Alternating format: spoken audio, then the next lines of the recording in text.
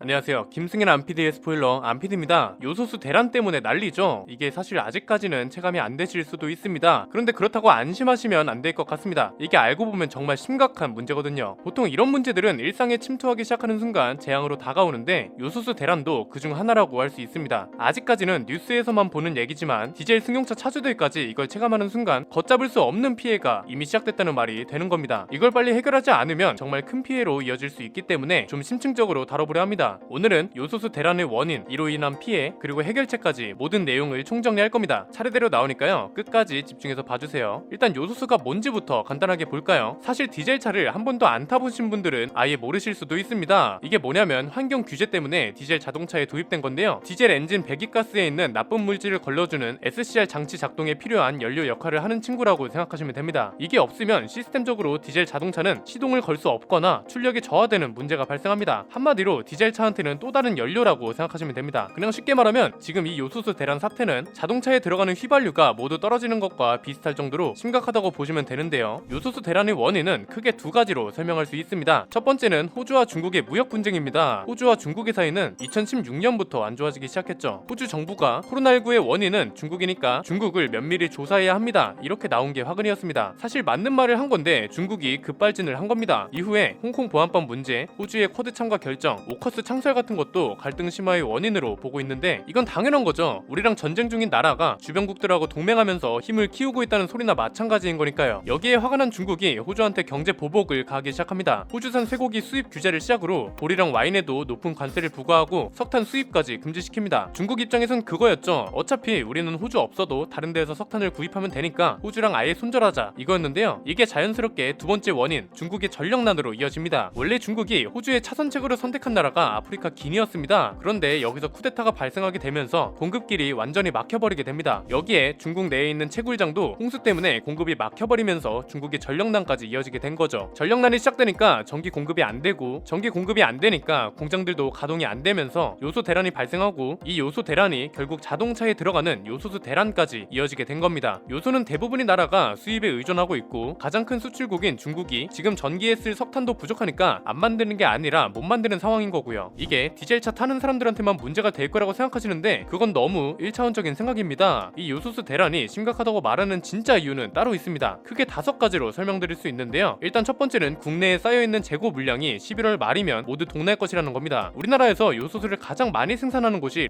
롯데정밀화학입니다. 여기에 요소의 원료인 암모니아도 가장 많이 수입하는데 현재 보유하고 있는 재고가 11월 말이면 모두 소진될 거라는 전망을 내놨습니다. 이때부터 본격적으로 피해가 일상으로 침투한다는 건데요. 이게 자연스럽게 두 번째 피해인 물류 대란으로 이어집니다. 디젤 승용차 같은 경우는 보통 1만에서 2만 킬로에 한 번씩 요소수를 주입합니다. 거의 1년에 한 번 정도라는 소리죠. 고배기량 디젤차도 1년에 2번 정도고요. 그런데 대형 트럭들은 한 달에 2번, 많게는 일주일에 한 번씩 넣어줘야 한다고 합니다. 엔진도 워낙 크고 주행거리도 일반 승용차랑은 비교가 안 되기 때문이죠. 들어가는 양도 일반 승용차의 5배 정도 됩니다. 그런데 제가 앞에서 뭐라고 했나요? 요소수는 디젤차한테 또 다른 연료라고 말씀드렸잖아요. 이 말은 뭐예요? 굉장히 빠른 시일 내에 대형 화물차들의 운행이 모두 중단될 수도 있다는 거죠. 실제로 저희의 파트너인 남자들의 자동차 커뮤니티에도 이런 글이 올라왔습니다. 트레일러를 몰고 다니는 기사님이 요소수 사재기를 멈춰달라는 호소글을 작성한 건데요. 리터당 평균 1,000원 정도 하던 가격이 10,000원 가까이 혹은 그 이상 오른 상황이다. 물류 대란과 물가 폭등을 피할 수 없게 된다. 요소수 사재기를 멈춰달라. 이런 내용이었습니다. 이게 자연스럽게 세 번째 피해로 이어집니다. 물가 상승이 원인이 된다는 건데요. 이때부터는 디젤차를 타지 않는 사람들도 요소수 대란의 피해를 체감하게 됩니다. 피해가 일상생활로 침투하게 되는 거니까요. 이건 약간 경제적 관점에서 바라볼 필요가 있습니다. 보통 물건이 만들어지는 과정이 어떤가요? 공급, 유통, 수요. 크게 보면 이렇게 세 가지죠. 그런데 공급 이전에는 뭐가 있나요? 공급에 필요한 원자재를 생산하고 유통하는 과정이 추가되잖아요. 이 생산과 유통에는 디젤 화물차가 필요하고요. 예를 들어서 자동차를 만들 때 들어가는 철을 화물차 100대로 운반했어요. 그런데 일주일 새에 화물차가 10대로 줄었어요. 이렇게 되면 생산에 차질이 생기고 만들어지는 물건이 줄어들고 시장에 공급되는 물건도 줄어듭니다. 물건이 줄어들면 그 물건이 귀해지고 결국 가격 상승으로 이어집니다. 크게 보면 수요는 일정한데 공급이 사라지니까 가격이 상승하게 된다는 거죠. 문제는 이게 일반 공산품에만 해당되느냐? 그렇지 않습니다. 대형 디젤 엔진은 건설 현장에서도 쓰이고요. 사람을 옮기는 데에도 쓰이고 공항에서도 쓰입니다. 이게 자연스럽게 네 번째 피해인 일상 서비스 마비로 이어집니다. 공항에서 쓰는 디젤차들이 요소수가 없어서 운행을 못해요. 이렇게 되면 공항 운행에 차질이 생기니까 비행기로 수입하고 수출하는 모든 물건들의 공급에 차질이 생깁니다. 이 재료들을 공급받아서 물건을 생산하는 공장도 피해를 보게 되고 공장은 물건 생산이 줄어드니까 수요자들은 물가 상승으로 피해를 보게 됩니다. 됩니다. 좀 더 작은 단위로 볼까요? 당장 소방차, 구급차 이런 긴급차들은 어떻게 할 건가요? 지금 우리나라에 있는 소방차들 모두 디젤 트럭을 쓰고요. 구급차도 거의 대부분 디젤 스타렉스를 씁니다. 택배차는 또 어떻고요? 전기 트럭이 많아지고 있다고는 하지만 아직도 디젤 트럭이 대부분입니다. 택배차들이 요소수가 없어서 운행이 안 되면 요소수 대란에서 끝나는 게 아니라 택배 대란까지 생기는 거죠. 택배 기사님들이 하루 이틀만 파업해도 대란이라고 하는데 전국에 있는 택배 트럭들이 시동이 안 걸린다고 생각해보세요. 대란이 아니라 마비로 이어지겠죠. 택배만 문제인가요? 식자재도 디젤 트럭으로 운송하잖아요. 식당들이 재료를 못 받고 마트에도 물건이 공급되지 않으면 결국 이 피해가 전 국민에게 퍼진다는 겁니다. 문제는 이런 시스템들은 한국만 그런 게 아니죠. 모든 나라가 이런 구조의 공급과 유통과 수요로 시장이 돌아갑니다. 이게 5번째 피해인 디젤 승용차 운행 차질로 이어집니다. 디젤 트럭은 관련 종사자만 타는 거지만 디젤 승용차는 회사원도 타고요. 주부들도 탑니다. 물류 산업과 크게 상관없는 일반 시민들도 본격적으로 피해를 보기 시작한다는 거죠. 당장 차를 타고 나가야 하는데 요소수가 없어서 시동이 안 걸린다고 생각해보세요. 얼마나 답답한가요? 이게 좀 더 나아가서 디젤 승용차 수요 감소로도 이어집니다. 연료가 없는데 그 차를 살 이유가 없잖아요. 이렇게 되면 자동차 제조사도 피해가 되고 관련 부품을 생산하는 협력 업체부터 시작해서 유통업체까지 죄다 피해를 보게 됩니다. 결국 이 5가지를 정리하면 뭔가요? 이미 눈치채신 분들도 계시겠지만 일부러 시간순으로 피해를 나열해드렸습니다. 국내에 남아있던 재고마저 떨어지면 물류 대란으로 이어지고 물류 대란은 곧 물가 상승으로 이어지고 물가 상승으로 이어지면 피해가 일상으로 침투한다는 거죠. 이게 코로나19 사태랑 비슷하다고 보시면 됩니다. 사실 숫자로만 따지면 코로나19 감염자보다 그렇지 않은 사람이 압도적으로 많습니다. 이렇다 보니까 나는 안 걸렸는데 대체 뭐가 심각하다는 거야? 이런 생각을 한 번쯤은 해보셨을 겁니다. 그런데 이게 생각해보면 크고 작은 피해가 모든 사람들한테 있죠. 불편한 마스크를 이제는 필수로 착용해야 하고 친구랑 저녁에 술 한잔을 하려 해도 정작 가게들이 문을 열지 않습니다. 대부분의 시민들에게는 작은 불편이 생겼고 자영업자들은 생계를 위협받게 됐고 의료진들의 일상은 희생이 됐고 소중한 친구와 가족을 잃게 된 사람들도 있습니다. 결국 크고 작은 피해들이 모든 이들의 일상에 연결되고 이게 심각해지면 대란과 마비로 이어진다는 겁니다. 지금 요소수도 그렇죠. 일단 이 피해를 가장 크게 체감하는 건 물류 종사자들일 겁니다. 그런데 이게 시간이 지나면 제가 말씀드린 5가지 단계로 일상생활에서도 피해를 체감할 수 있게 될 거고요. 이 말은 요소수 대란 문제도 빠르게 해결이 필요하다는 건데요. 아쉽게도 희망적인 얘기로 끝나긴 힘들 것 같습니다. 사실 해결책이라는 건 희망적으로 이야기하면 좋겠지만 이런 문제일수록 냉정하게 따질 필요가 있거든요. 안 되는 걸 된다고 말하는 것처럼 무책임한 행동이 어딨겠어요. 안 되는 건 안 된다고 명확하게 말해야 일선에 있는 전문가들이 해결을 위한 또 다른 방안을 찾고 모든 사람들이 심각성을 인지하고 해결을 위해 함께 노력할 겁니다. 일단 이번 요소수 대란은 단기적인 해결책이 거의 없습니다. 거의 모든 해결책이 장기적인 것들인데요. 크게 3가지입니다. 첫 번째는 요소수의 국산화입니다. 이걸 빨리 해버리면 좋겠지만 말이 쉽죠. 공장도 새로 지어야 하고 유통 라인도 새로 만들어야 합니다. 무엇보다 요소를 수입해서 요소수를 만들어야 하는데 요소 확보 자체가 어려운 상황이잖아요. 아까 말씀드렸던 것처럼 중국도 지금 석탄을 안 쓰는 게 아니라 못 쓰는 상황이라 다른 나라에서라도 수입을 해야 합니다. 문제는 일본, 유럽, 러시아 이런 나라들도 생산 설비는 있지만 전 세계가 공급이 부족한 상황이라 수출 규제에 돌입한 상황이고요. 수입을 하고 싶어도 수입할 수 없다는 거죠. 결국 국내 생산 체계를 어떻게든 만들어야 한다는 건데 핵심 원료인 암모니아의 국내 생산을 늘리는 게 1차적일 겁니다. 지금 한국은 암모니아를 전량 수입에 의존하고 있죠. 암모니아 같은 원료를 요소로 바꾸는 설비를 신속하게 구축하기도 어렵지만 장기적으로 본다면 국내 생산화가 꼭 필요합니다. 일본 제품 불매운동 때랑 비슷한 점이 여기서도 보이죠. 포토레지스트, 불화수소, 플루오린 폴리이미드 이 3가지가 일본에 의존하는 3재 소재였잖아요. 아직 중간재는 해외 수입에 의존한다는 빈틈이 있긴 하지만 수입처의 다변화와 국산화로 일본 의존도를 점점 떨어뜨리고 있는 추세입니다. 요소수도 해외 의존도를 낮출 필요가 있다는 걸 이번 사태를 통해 확실하게 배웠잖아요. 이게 2번째 해결책인 대체 촉매제 개발로 이어집니다. 디젤차가 없으면 가솔린차를 타면 되는 것처럼 요소수가 없으면 또 다른 물질을 촉매제로 쓰면 됩니다. 실제로